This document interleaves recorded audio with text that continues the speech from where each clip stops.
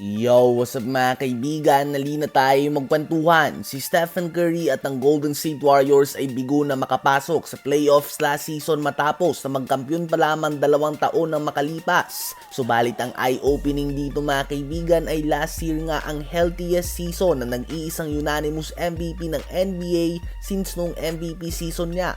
Naglaro si Curry ng 74 games last season. The 6 seasons before that ay isang beses lang nga siya nakapaglaro ng mahigit 65 games at taong 2019 pa ito kung saan kasama pa nga niya sila KD at DeMarcus Cousins sa team ng Warriors. Subalit kung aalisin mo nga ang 74 games niya last season, si Curry ay may average games played lamang na 51 in the last 6 seasons. So napakababa nga niyan. May mga injury nga na natatamo si Curry. Mapa-ankle injury man ito, tailbone injury o kung ano-ano pa man. Subalit hindi na nga niya afford ito ngayon mga kaibigan dahil literal nga na walang patutunguhan ng Warriors team na ito kapag wala siya sa lineup. Hindi din nakakatulong na napakatindi ng Western Conference ngayon. Just imagine magtamo ng minor injury si Curry at mawala siya ng 3 linggo. Most likely ay may 12 games sa 21 days na yan.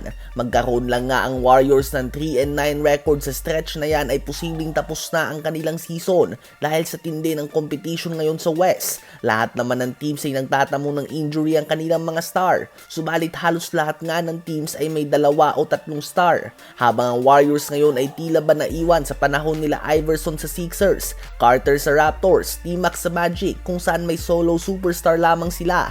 Kung last year nga ay 74 games na ang nilaro ni Curry at bigo pa din sila na makapasok sa playoffs, mukhang kakailanganin niya nga ngayon na maglaro ng at least 75 games upang mabigyan man lang ng tsansa ang Warriors na makapasok kahit sa play-in tournament man lang. Ano ba masasabi niyo tungkol dito? Habang si Lonzo Ball naman mga kaibigan matapos sa mahigit 1,000 araw ng pagpapahinga dahil sa kakaibang injury sa kanyang tuhod, siya ay available na nga para sa simula ng regular season na ito. Ayon nga kay Lonzo ay basically ay may bagong tuhod na nga daw siya ngayon. Hindi man daw siya magiging kasing athletic ng tulad noon, ganun pa man ay may IQ at skillset pa din nga daw siya na kayang makipagsabayan sa liga na ito. Ang Chicago Bulls ay isang team na gustong makapasok sa playoffs subalit medyo kakaiba nga ang kanilang lineup. Naipon nga sa guard spots ang kanilang talent. Andyan si Josh Giddey, Lonzo Ball, Zach LaVine, Kobe White, Ayo Dosunmu, Javon Carter at iba pa. Ganun pa man si Lonzo ay manggagaling muna sa kanilang bench. Si Josh Giddey nga ang kanilang starting point guard. Ayon nga kay Lonzo ay maglalaro siya na may minutes restriction to start the season hanggang sa makabalik na nga ang kanyang stamina sa dati.